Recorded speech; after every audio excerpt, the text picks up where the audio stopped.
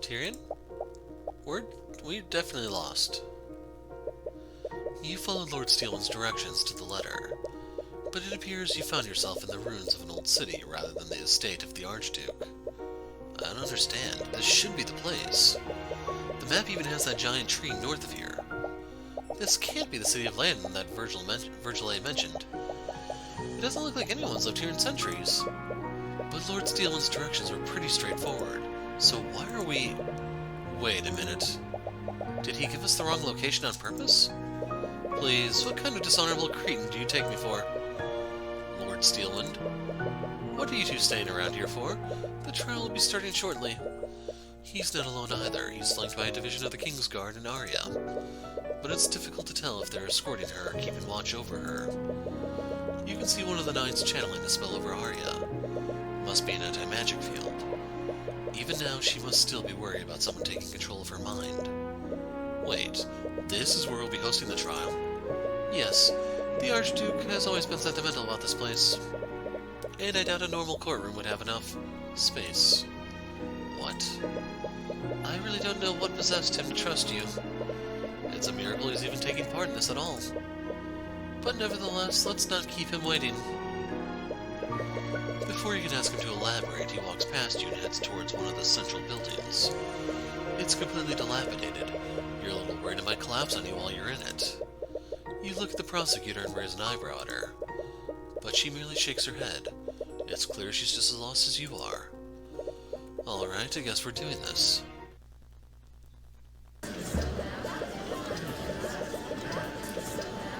The ruins are filled with everyone who was at the Grand Cathedral that day, and they all seem to be just as out of the loop as you are. The only person who seems to be unfazed by this entire situation is Lord Steelman. He's taken his position at the opposite end of the room. It seems that he truly plans on prosecuting his daughter. Thank you all for coming here today. I appreciate your cooperation with our investigation. Why have you brought us here? This place is filthy. It's crawling with insects and vermin. Just like you.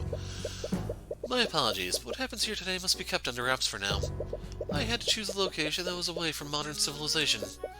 But nevertheless, I welcome you all to my home. Wait, you live here? I do.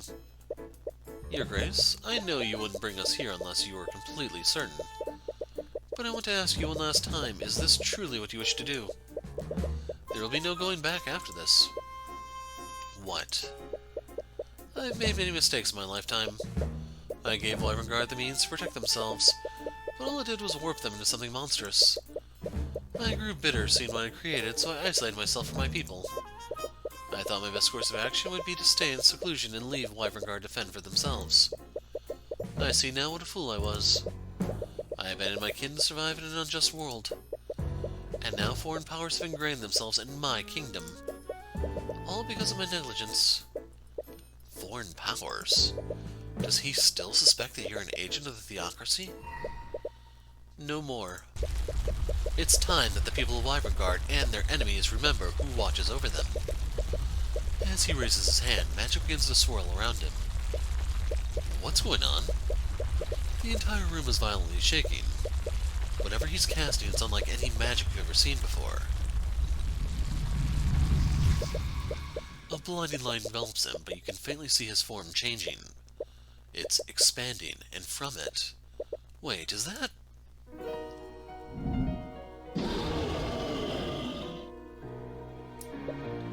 What? It's a dragon! As the Archduke assumes his true form, the gallery breaks down into hysteria. Some of them kneel in reverence to the ancient dragon, and some of them cower in absolute terror. You even see some of them attempt to flee before they're stopped by the knights of the King's Guard. Enough.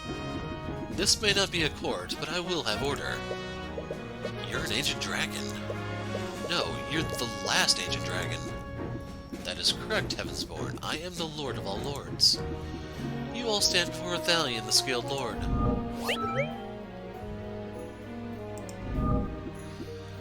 Remus Virgile is an alias I assume when I walk amongst your kind. But make no mistake, even in my human form I have always had the strength of an ancient dragon. Until now, only the Lords of House Steelwind and the Kings of Wyverngard have known my true identity. But I will hide no longer. My will alone will determine how this trial ends. I wonder if Rathelion is still alive, like you said. I wouldn't be surprised. Despite everything, our kingdom's constitution still includes him in our government. Wait, really? As a savior of our kingdom, he was given an honorary position on our political hierarchy. His authority technically rivals that of the king. So that's why you're acting as the arbiter. You're the only person with the authority to convict any and all of the nobles here. Make no mistake, Mr. Cuthbert. I will remain impartial regardless of what transpires here. I will not interfere in this trial, nor will I try to manipulate its outcome. I will only mediate its proceedings, and pass judgment when necessary. Well, that's certainly terrifying. Now then, with introductions out of the way, shall we proceed? Of course, Your Grace. The prosecution is ready. The defense is also ready. I'm sure we're all thoroughly aware of why we gathered here. But for the sake of doing this properly, could you please list the charges, Lucio? Of course. The defendant Daria Steelwind is charged with several counts of manslaughter. Her victims include many knights from the King's Guard who are still unresponsive. And of course, there's Lloyd von Sanctus and Coraline Sybil, the heads of House von Sanctus and House Sybil, respectively. What is this farce? This trial's been over before it began. Lady Steelwind clearly overestimated herself. Even a child knows to be wary of mage blight. Now, don't you see? This is Bahamut's judgment. The divine powers that be clearly think she's unfit to rule at the king's side. Might I remind the court of my own testimony? I witnessed Beatrice Frege enter the prayer room before I lost consciousness. Isn't it suspicious that this occurred around 15 minutes before Pierce's death? Objection! If I recall correctly, you only caught a glimpse of her. You don't know if it was someone else disguised in an illusion. You didn't even speak to her. That's all the more reason to call her to the stand to explain herself. She has already testified that she has no memories of what transpired during the massacre. There is no need to drag this out any longer than necessary, Cuthbert. My client has a right to a fair trial, and Beatrice Frege's involvement clearly implies some sort of foul play. Enough. I find Mr. Cuthbert's request to be reasonable, and I agree that Lady Frege's actions are quite suspect. Very well. Let the defense have his battle. I only hope, for his sake, that his blade strikes true. Why is everything a war metaphor with you? Beatrice. I'm glad you're safe, Mr. Cuthbert. Not for lack of trying on your part. That wasn't... I have no memories of what I did. If I hurt you, I am truly sorry. She actually looks pretty sincere, but it's not as if this is the first time she's lied to you. To be honest, I'm still a little doubtful about your memory loss. But I'm not the only one who experienced it. Arya also has no memories of what happened. And how would you know that? Word travels around quickly in the dungeons. What? Regardless, if you truly have no memories of what happened, could you testify about what you do remember? Perhaps there's a clue there that we haven't discovered yet. Very well.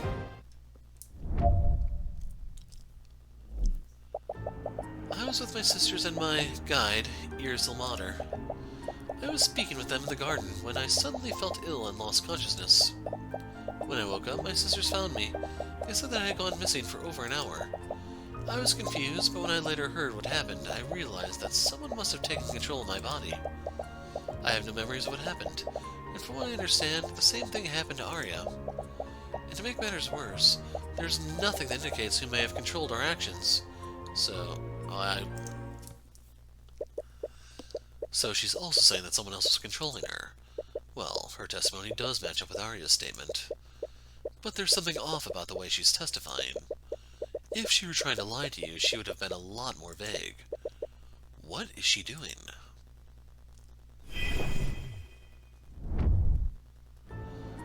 I was with my sisters and my guide, Irzal Mater.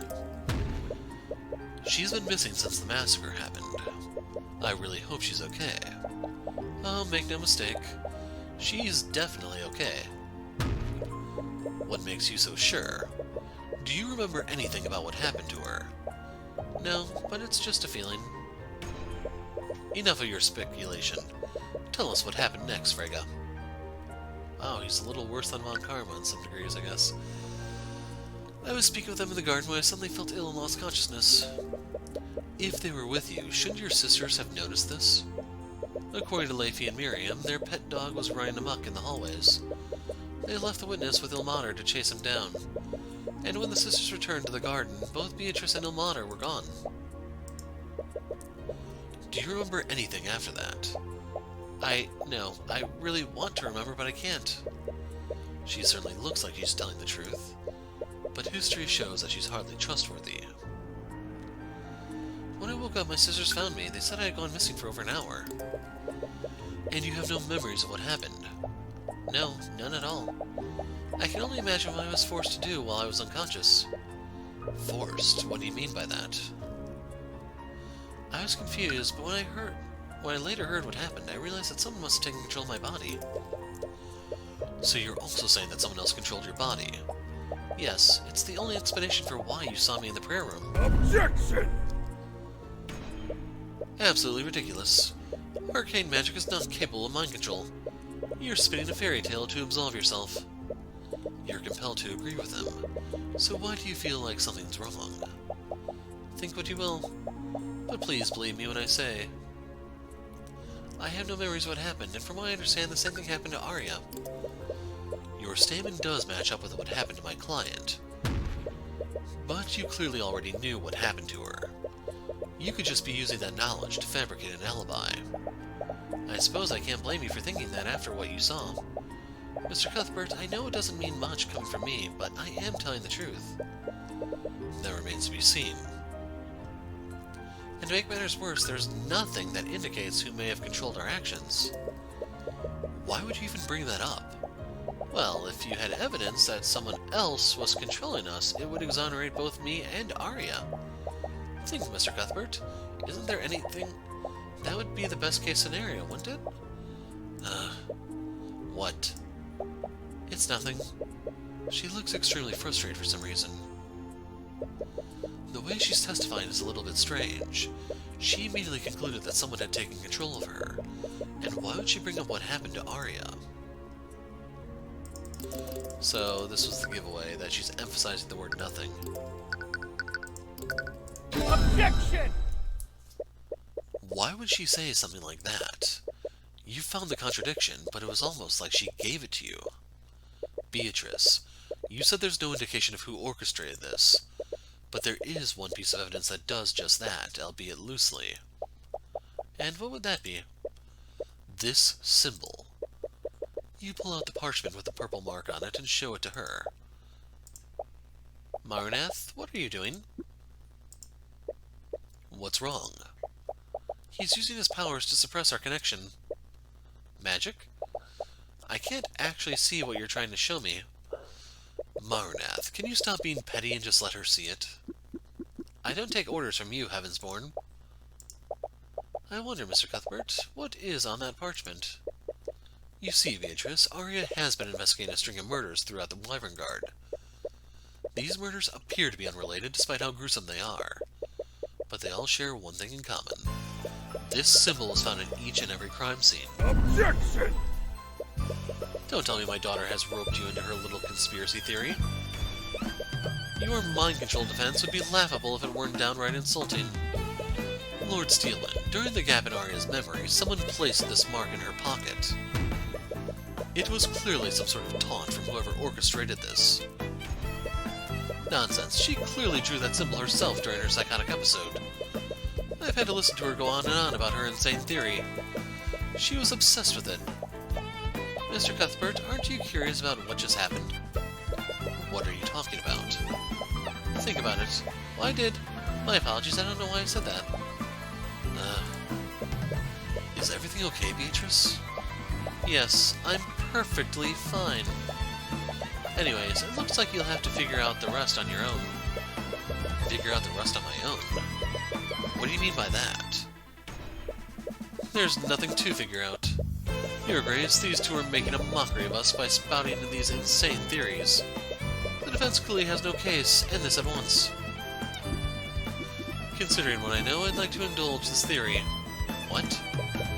The judge is finally giving you a chance for once. That's a first. You shouldn't waste this opportunity. You've actually been noticing it for quite a while. Beatrice has been acting strangely since the trial began. It's suspicious, but not in the way that seems to implicate her. It's almost like she's intentionally trying to make you realize something. Why don't you pull on this thread a little more? She just asked you if you were curious about what just happened. You're not sure why she stopped herself when you asked for elaboration. But whatever she's trying to draw your attention to must be significant. So let's go over our pieces here, because it's gonna suck. Marnath, Lucio, Tyrion, Beatrice. Presented, revealed, hid, denied. Contradiction, lie, purple mark, conspiracy. During massacre from Beatrice, despite evidence. So, purple mark.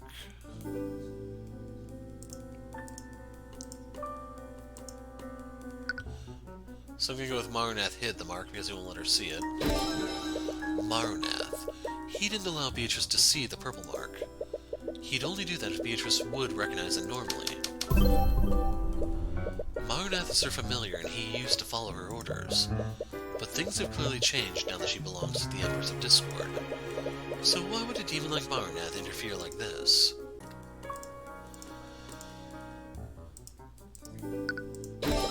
The purple mark must be related to a demon somehow. That's the only explanation as to why he would prevent her from seeing the mark. But Arya has been investigating murders throughout Wyverngard. Does this mean that her investigation also has something to do with a demon? Arya suspected that each of the murderers was acting against their will. And now both Arya and Beatrice are also claiming they were controlled. You can't explain what happened to Arya and these other individuals. But you do know why Beatrice might not have full control of her actions. How could something demonic control Beatrice? She has the blood contract.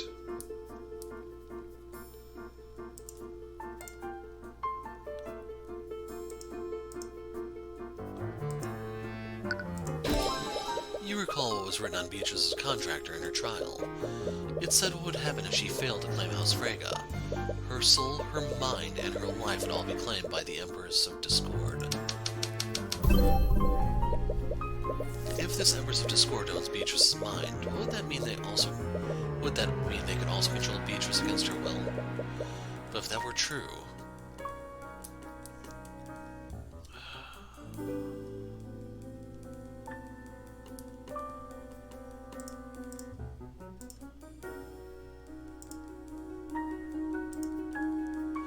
So we know Arya lost control of her mind.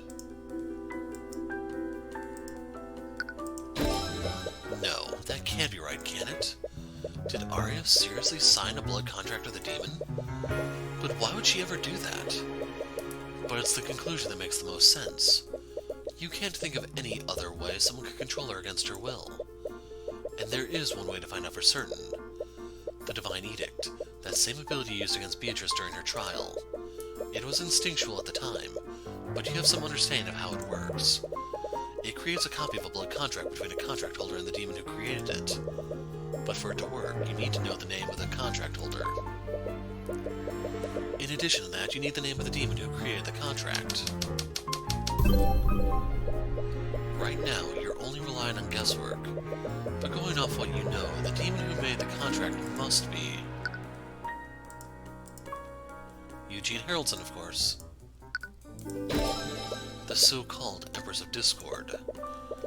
She was mentioned in Beatrice's blood contract, but you still have no idea who or what she is.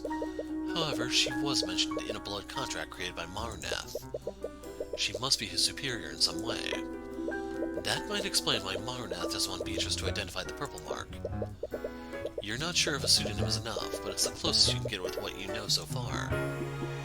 You've been awfully quiet for a while, Mr. Cuthbert. What are you thinking about? He's probably imagining new ways to futilely stall for time. I think I've finally figured out why the witness and the defendant can't remember anything. And it would also explain why they didn't have control of their actions. Objection! Again with this? Well, if you're so convinced of my daughter's conspiracy, why don't you prove it? I knew it. Even you don't believe in the nonsense you're spouting. Lord Steelwind, I want to be wrong about this. If I'm right, the implications don't bode well for anyone involved. So instead of telling you, I think it would be better to show you. Empress of Discord, wherever you may hide. Damn it. I knew you could do it. By the Eye of Horus, I issue upon you a divine edict. Release thy guards and manifest your blood contract with Arya Steelwind. Blood contract seems strange. Unlike Beatrice's contract, it's only one page. Even stranger, there's a large empty space at the top of the page and only a few sentences at the bottom. For the intentions of this contract, the person who hands the contract to Arya Steelwind will only be referred to as the patron. By signing this contract, Arya Steelwind surrenders her body, mind, and soul to the patron. This contract will bind Arya Steelwind to the patron so long as they both live, signed by Arya. No. This can't be true. This is...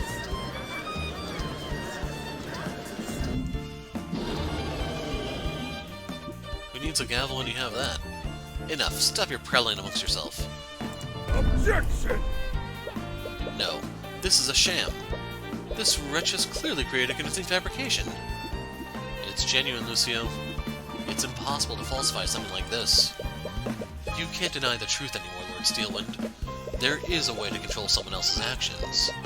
Arya Steelwind wasn't affected by Mage Blight. She was controlled against her will.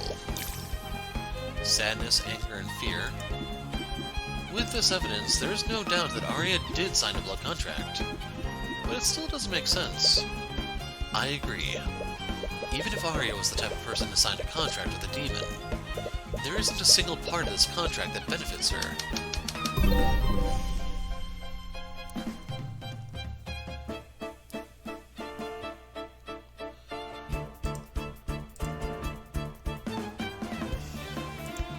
So Arya signed the contract because she was threatened by...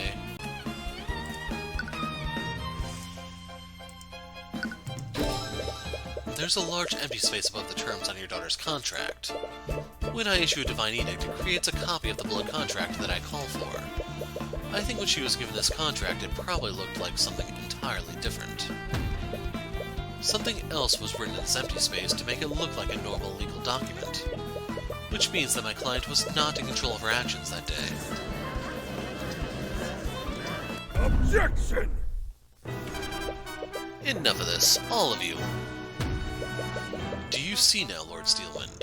Arya was not responsible for what happened. That remains to be proven.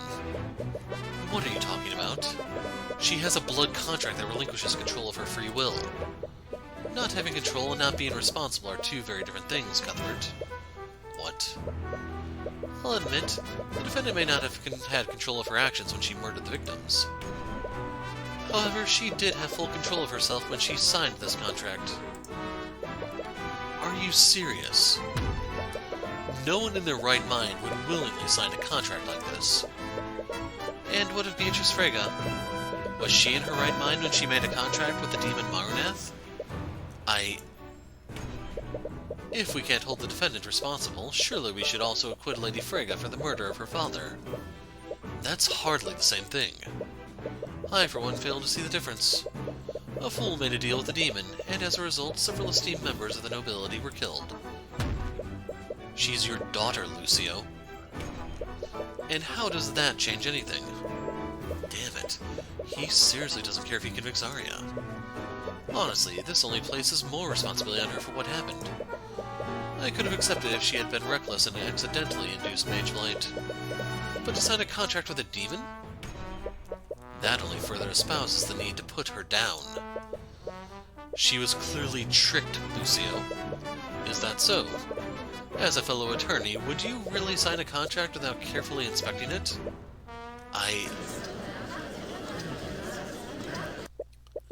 Whether it was through foolishness, negligence, or both, the defendant willingly signed a blood contract. She compromised herself, and as a result, 3 nobles died. The responsibility falls squarely on her. Wait.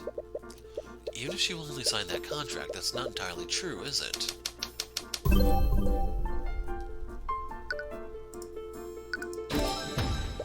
Lucio, there's clearly someone else to blame for Arya's actions that day. Oh? Oh, and who would that be? I'd like to reread my client's blood contract to the court. By signing this contract, Arya Steelman surrenders her mind, body, and soul to the patron. That can only mean one thing. Whoever this patron is, they took control of my client and used her to murder the victims. That's right. They could still be out there. None of us are safe until this patron is apprehended. Surely we can't end this trial while every member of the Wyvern Guard nobility is in danger. Well played. I'm compelled to agree with Mr. Cuthbert. Trickery or not, it's clear someone wished ill intent on the nobles. And until we know who this patron is, you can't pass judgment on my client. Not until we know the circumstances that she signed the blood contract under. And what would you have us do, Cuthbert? The contract has no stipulations about proximity or how this mind control works. For all we know, this patron could have murdered the victims, all while sitting in their very own home. There was a clear intent behind this attack. Even if the patron didn't directly participate in the murders, they definitely had a motive.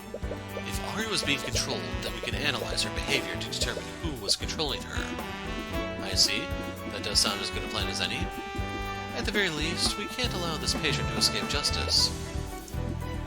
Despite the questions raised, we've clearly made some headway. I believe we should take a brief recess to process these revelations. Very well.